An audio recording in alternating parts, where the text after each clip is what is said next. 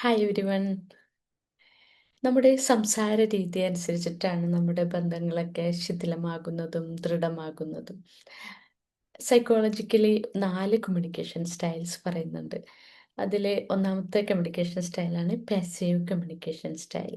Passive communication സ്റ്റൈലിൽ സംസാരിക്കുന്ന ആളുകൾ അവരെപ്പോഴും മറ്റുള്ളവർക്ക് എന്ത് വിചാരിക്കും, ഞാൻ സംസാരിച്ചാൽ എന്തെങ്കിലും പ്രശ്നം ഉണ്ടാകുമോ, എന്തെങ്കിലും കോൺഫ്ലിക്റ്റ് ഉണ്ടാകുമോ എന്ന് വിചാരിച്ചിട്ട് അവരുടെ വികാരങ്ങളൊക്കെ സപ്രസ് ചെയ്തുകൊണ്ട് സംസാരിക്കുന്ന രീതി.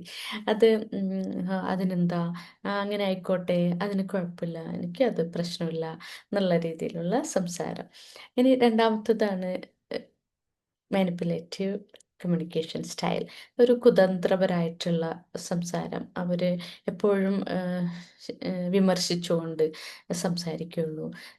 അവർ വിക്ടിമൈസ് ചെയ്യും. നമ്മൾ കേൾക്കുന്നവർ കുറ്റക്കാരാണെന്നുള്ള രീതിയിലുള്ള സംസാരം. പക്ഷെ അവരായിരിക്കും അതിൻ്റെ ഉത്തരവാദികൾ.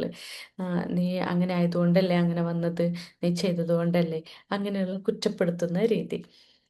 കൈ ചൂണ്ടി സംസാരിക്കുന്നത്, പരിഹാസരൂപേണ സംസാരിക്കുന്നത്, അതൊക്കെ മാനിപ്പുലേറ്റീവ് കമ്മ്യൂണിക്കേഷൻ സ്റ്റൈലാണ്. പിന്നെ മൂന്നാമത്തതാണ് എഗ്രസീവ്. ഒരു അക്രമാസക്തമായിട്ടുള്ള സംസാരം. അത് കേൾക്കുന്നവർക്ക് എപ്പോഴും ഭയവും ദേഷ്യവും ഒക്കെ തോന്നും, വെറുപ്പ് തോന്നും. കൈ ചൂണ്ടി സംസാരിക്കും.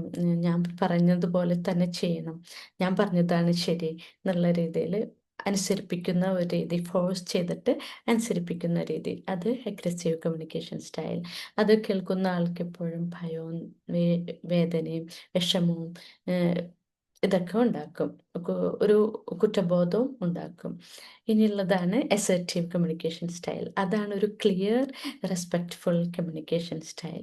അത് മറ്റുള്ളവർക്ക് വേദനിക്കാത്ത രീതിയിൽ, എനിക്കറിയാം അത് അങ്ങനെ ആയതുകൊണ്ടായിരിക്കാം അങ്ങനെ ചെയ്തത്, എനിക്ക് പക്ഷെ അതിൽ വിഷമമുണ്ട്, അത് നമ്മൾ റെസ്പെക്റ്റ്ഫുൾ വേയിൽ നമ്മളുടെ വികാരം എന്താണ് അത് തുറന്ന് ക്ലിയറായിട്ട് സംസാരിക്കുന്ന രീതി. അവിടെ ഒരു ഓണസ്റ്റ് ആൻഡ് റെസ്പെക്റ്റബിൾ കോൺവെർസേഷനാണ് വരുന്നത്. അപ്പോൾ ഇതാണ് കൂടുതലും നമ്മളുടെ ബന്ധങ്ങൾ ദൃഢമാകാനുള്ള കമ്മ്യൂണിക്കേഷൻ സ്റ്റൈലും. പക്ഷേ manipulative and aggressive passive style അത് നമ്മളുടെ ബന്ധങ്ങളൊക്കെ ശിഥിലാക്കും. അത് എപ്പോഴും നമ്മൾ ഓർക്കണം. അതുകൊണ്ട് അസർട്ടീവ് കമ്മ്യൂണിക്കേഷൻ സ്റ്റൈൽ എല്ലാവരും ഫോളോ അപ്പ് ചെയ്യണം. ഇനി എന്താണ് നിങ്ങളുടെ കമ്മ്യൂണിക്കേഷൻ സ്റ്റൈൽ?